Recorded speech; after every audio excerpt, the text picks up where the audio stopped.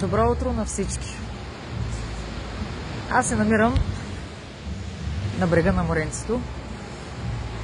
Стоя и разсъждавам върху няколко неща. Исках да споделя с вас моите мисли и да ви разкрия няколко истини, поне истини за мен. Предполагам, че по-голямата част ще сте съгласни с това, което ще кажа.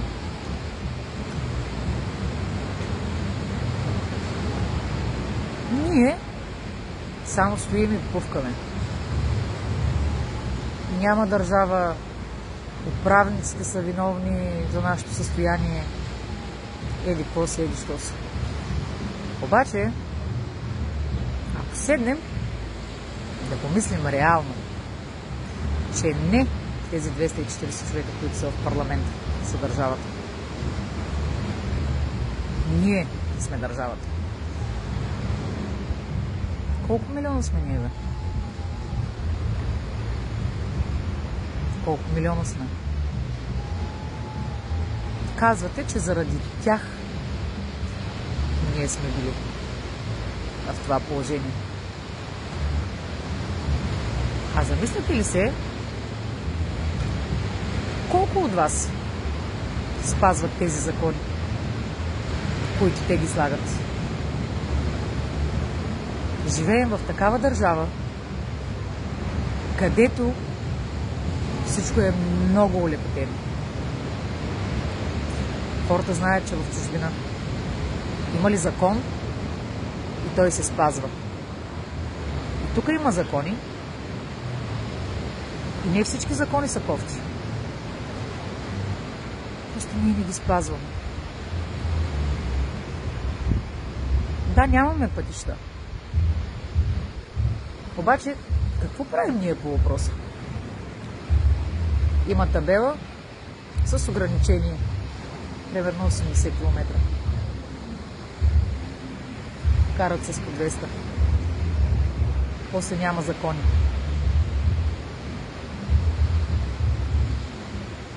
Строят се някакви неща, всичко се чупи. Пътищата, градовете не били почистени. А давате ли си сметка, че ние хората хвърляме се на поразия?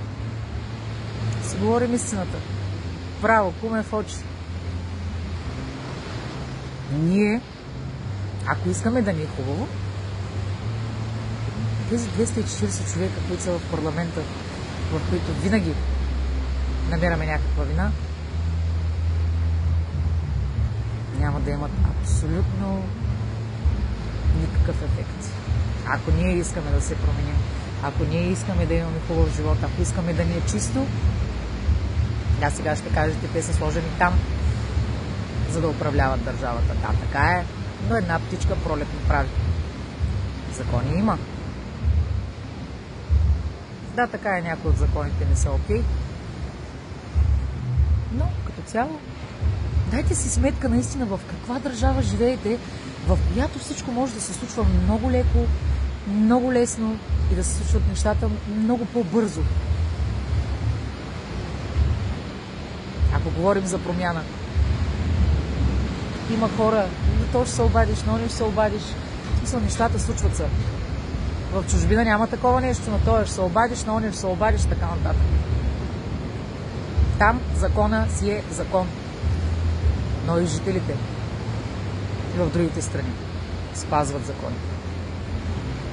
Ние просто не ги спазваме. Да, така е. Много неща ни куцат. Обаче да знаете, че и ние, гражданите на Република България, имаме много голям принос за това държавата ни да е в това състояние. По никакъв начин не защитавам хората в политиката. Аз съм далеч от политика, не обичам да говоря на тази тема. И така, стоейки като един нормален човек, се задавах наистина няколко въпроса. Само мрънкаме. Лесно не е само да обвиняваме. Този не е виновен за това, оля не е виновен за това. В крайна сметка ние какво правим? нищо не правим. Само мрънкаме и чакаме някакви си 240 човека, които са в парламента, да оправят нашия живот. Ако чакаме някой друг да оправи нашия живот, жална ни е майка. Така че, скъпи мои, знам, че аз не съм човека, който трябва да стои тук и да ви дава някакъв наклон какво трябва да се прави, но просто като един съвестен човек, трезво мислещ, достигна до този извод, че ако ние искаме някаква промяна, първо промяната трябва да дойде от нас. Оттам насетне да търсим вината в някой друг. Хайде, останете се здрави!